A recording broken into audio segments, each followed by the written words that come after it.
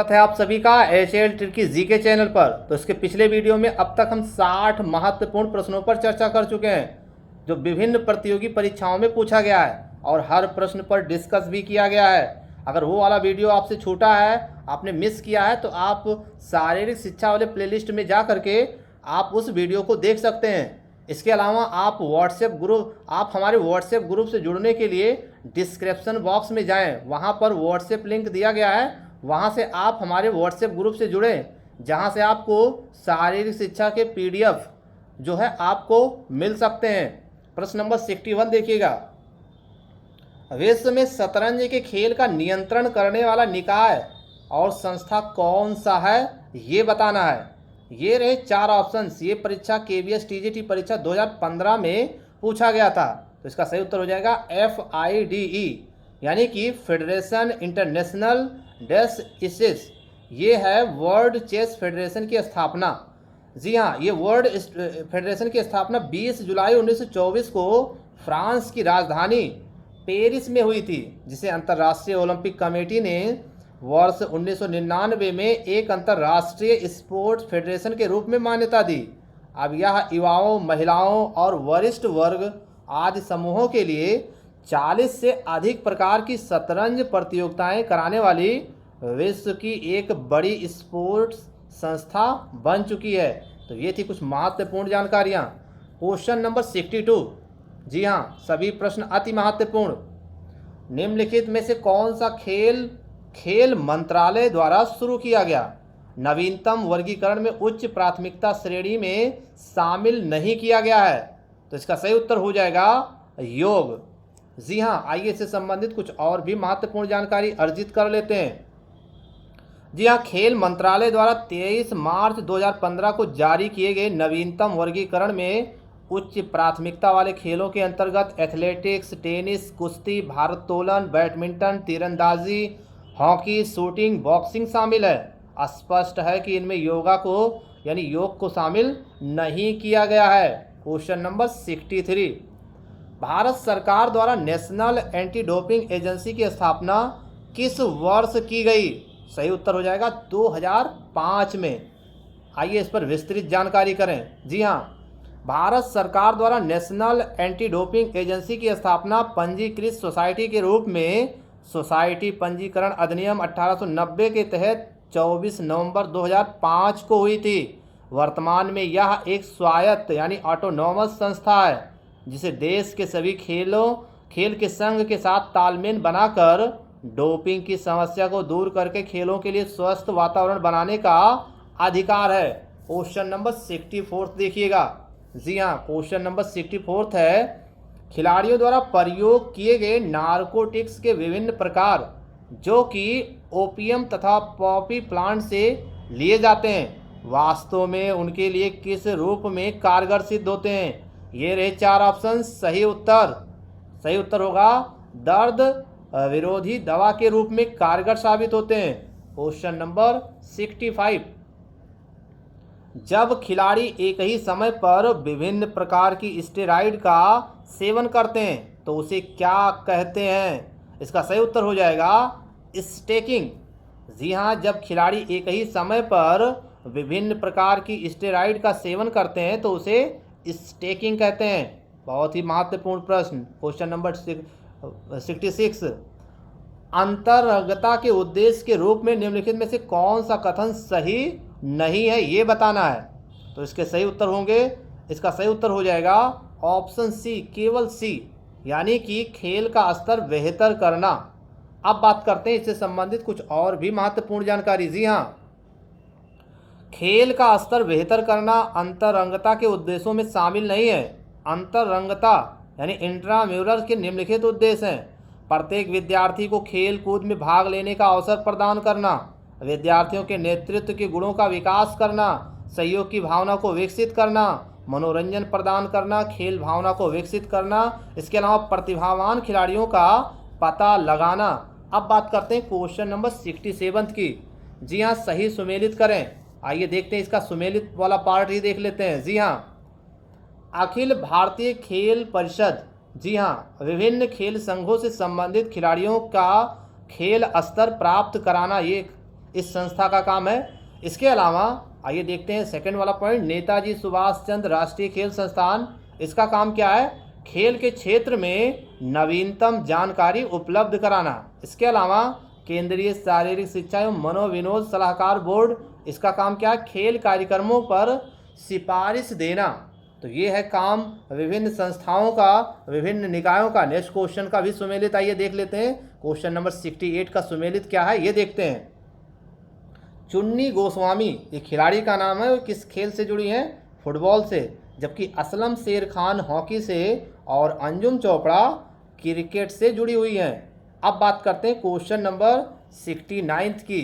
जी हाँ, यहाँ से भी आइए देख लेते हैं, इसका डिस्क्रिप्शन बॉक्स देख लेते हैं। यहाँ से क्या होगा इसका, यहाँ से क्लियर कर लीजिए। जी हाँ, खेल का नाम एक तरफ दिया, दूसरी तरफ शब्दावली दिया गया है। जी हाँ, तैराकी, जो बटरफ्लाई शब्द है वो तैराकी खेल से संबंधित है। जो ड्यूस है वो टेनिस से, अपर कट मुक्केबाजी, और इसके अलावा पिवोट ये बास्केटबॉल से संबंधित है खेल शब्दावलियाँ। Question number 70। जी हाँ, प्रश्न नंबर 70, थ्रो इन शब्द निम्नलिखित में से किस खेल से जुड़ा हुआ है? इसका सही उत्तर हो जाएगा सी और डी, यानी कि फुटबॉल और बास्केटबॉल दोनों खेलों में प्रयोग किया जाता है। अब बात करते हैं 71। विश्व स्वास्थ्य संगठन WHO के अनुसार एक व्यक्ति मोटापे से ग्रस्त माना जाता है यदि उसका बॉडी मास इंडेक्स यानी BMI कितना है तो उसे माना जाएगा। तो इसका सही उत्तर हो जाएगा 30 के बराबर या अधिक।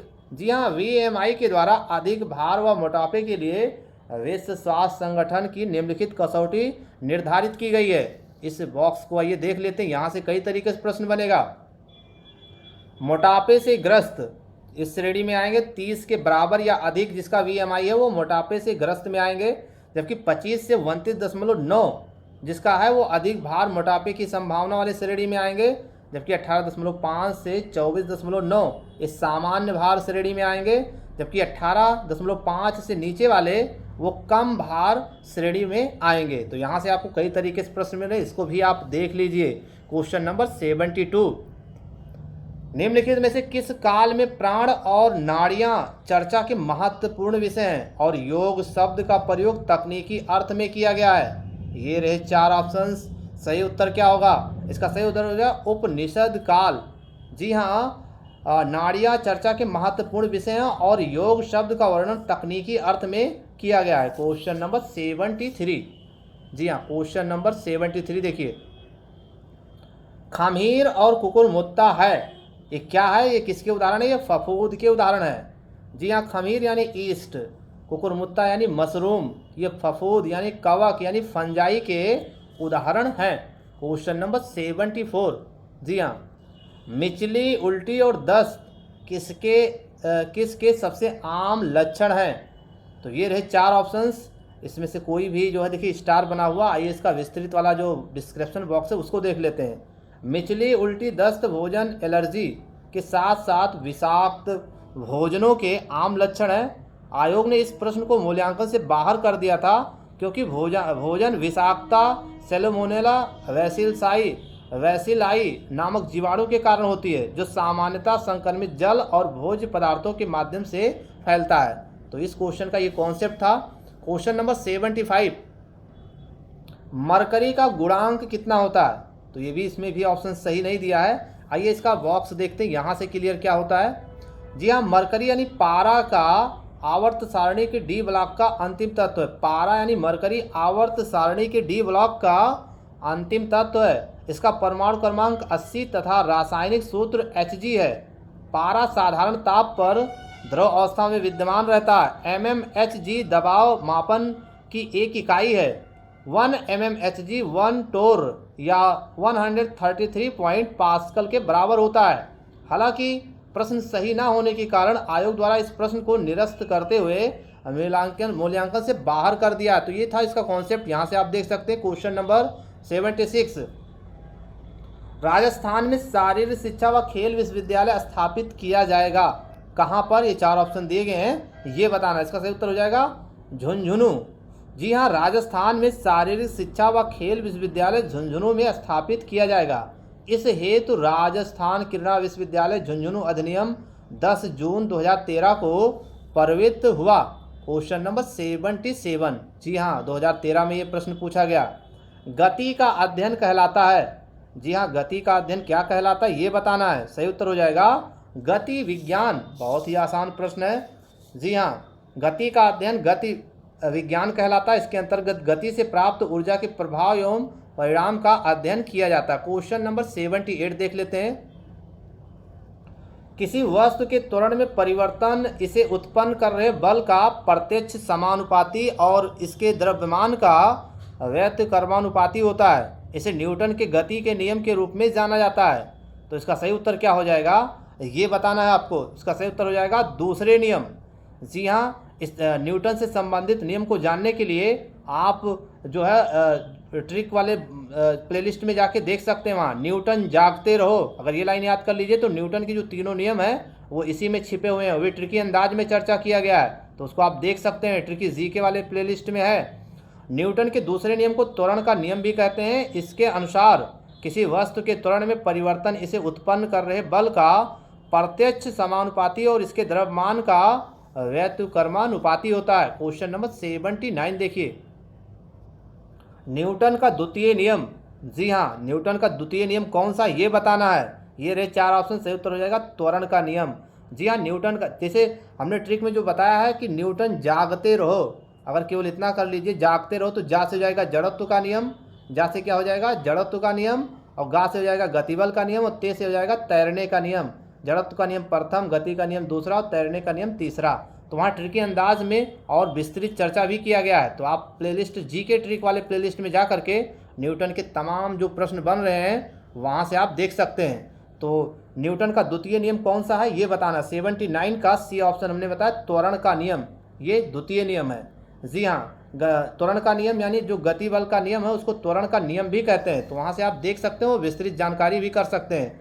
अब बात करते हैं क्वेश्चन नंबर 80 की। जी हाँ, गति के तीसरे नियम को ऐसे भी जानते हैं। तो गति के तीसरे नियम को और क्या कहते हैं, कैसे जानते हैं ये देखते हैं। क्रिया और प्रतिक्रिया का नियम। गति के तीसरे नियम को कैसे क्या कहते हैं, क्रिया प्रतिक्रिया का नियम। ये न्यूटन का तीसरा नियम है। जी हाँ, क्रिया और प्रतिक्रिया। जी हाँ, क्रिया और प्रतिक्रिया का नियम गति का तीसरा नियम है। इस नियम के अनुसार प्रत्येक क्रिया की हमेशा बराबर तथा विपरीत क्रिया प्रतिक्रिया होती है। खेलों में ऐसे अनेक उदाहरण हैं जहां पर यह नियम लागू होता है, जैसे डाइविंग बोर्ड अधिकतम ऊंचाई पर प्राप्त करने के लिए स्प्रिंगिंग करना, ट्रैम्पोलिन या फिर बाउंसिंग करना। ये सब न्यूटन के तीसरे नियम यानी कि क्रिया प्रतिक्रिया नियम के अंतर्गत शामिल है। यानी न्यूटन का जो प्रथम नियम है वो जड़त्व का नियम है, दूसरा है गतिबल का नियम है, और तीसरा जो है होगा वो क्रिया प्रतिक्रिया का नियम है। तो ये थी कुछ महत्वपूर्ण जानकारियाँ। हमारे वीडियोज़ को देखने के लिए और हमारे चैनल को सब्सक्राइब कर दीजिए, क्योंकि इसके नेक्स्ट वीडियो में हम इससे महत्वपूर्ण प्रश्नों पर चर्चा करेंगे। बहुत बहुत धन्यवाद।